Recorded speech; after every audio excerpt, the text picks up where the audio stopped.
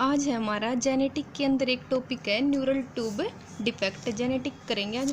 Neural tube हम spinal cord को ही बोलते हैं। तो न्यूरल ट्यूब डिफेक्ट क्या होते हैं? सबसे पहले definition, failure of the neural tube to close spontaneously between the 3rd and 4th week in utero development. जब प्रेगनेंसी के टाइम पे 3rd 4th वीक में यूट्रस के अंदर ही हमारी स्पाइनल कोड आपस में फ्यूज हो जाती है कंप्लीट। तो अगर वो कंप्लीट फ्यूज नहीं हुई या कंप्लीट क्लोज नहीं हुई, उसी को हम क्या बोलते हैं कि वो उसको न्यूरल ट्यूब डिफेक्ट होगी। बहुत सारे टाइप्स के होते हैं न्यूरल ट्यूब डिफेक्ट, यानी कि failure of the neural tube to close spontaneously. Complete अगर न्यूरल ट्यूब या स्पाइनल कोड क्लोज नहीं हुई अच्छे तरीके से, उसी को हम क्या बोलते हैं, इसको न्यूरल ट्यूब डिफेक्ट है। अब इसकी ईटियोलॉजी की बात करें, क्या क्या है ईटियोलॉजी? एग्जैक्ट जो कोज है वो अननोन है न्यूरल ट्यूब डिफेक्ट का। फिर भी रिस्क फैक्टर के अंदर आते हैं जैसे genetic history, family history.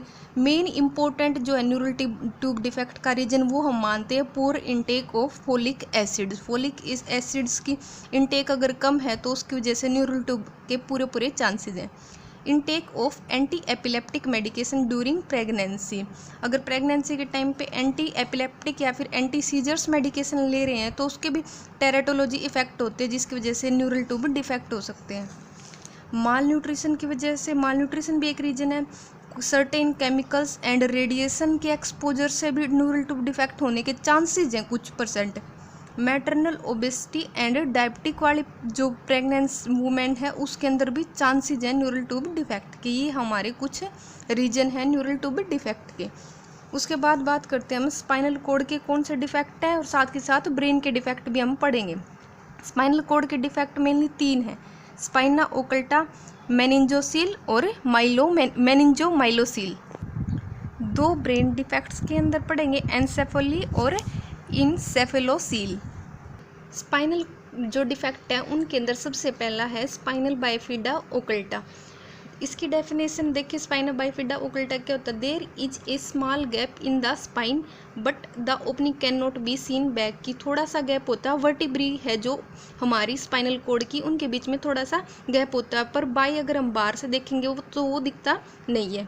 Brain and spinal cord function इसके अंदर मोस्टली नॉर्मल होते हैं। देयर इज नो डिसेबिलिटी, ज़्यादा इस पर कोई फंक्शंस पे इफेक्ट नहीं पड़ता। देखो छोटा सा डायग्राम है, ये हमारी वर्टिब्री है, थोरेसिक लंबर कोई भी मान लो, उनके बीच में ऐसे गैप है, तो इसको हम क्या बोलेंगे? Spina bifida occulta.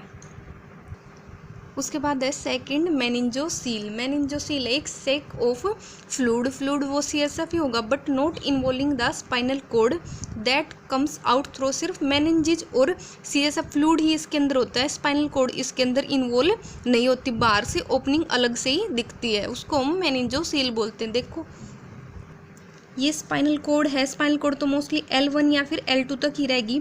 उसके बाद ये जो है बार प्रोट्रूडिंग सा सेक सा, ये मेनिंजोसील है। इसके अंदर ड्यूरामीटर जो 3 हमारी मेनिंजिज हैं वो है, और सिर्फ CSF है। इसके अंदर नर्व्स अब तक हमारी इन्वॉल्व नहीं हुई है।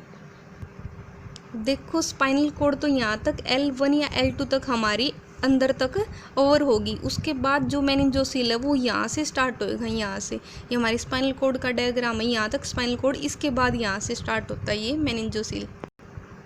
उसके बाद है थर्ड माइलोमेनिंजोसील, सबसे सीवियर डेंजरस कंडीशन है। इसके अंदर भी सेम प्रोट्रूडिंग सेक होता है, उसके अंदर सारी मेनिंजीज इन्वॉल्व होती हैं, CSF होते हैं, स्पाइनल कोड भी इन्वॉल्व होती है, और नर्व्स हमारी स्पाइनल नर्व्स भी इन्वॉल्व होती है सबसे, इसीलिए नर्व्स इन्वॉल्व होगी, इसलिए ये सबसे डेंजरस डिजीज कंडीशन है। देखो ये डायग्राम सा, स्पाइनल नर्व्स भी इन्वॉल्व है, तीनों मेनिंजेस भी इन्वॉल्व हैं, और सेक पाउच लाइक सेक है वो फॉर्मेशन है बाहर की साइड। सबसे डेंजरस और सीवियर डिजीज कंडीशन है स्पाइनल डिफेक्ट के अंदर।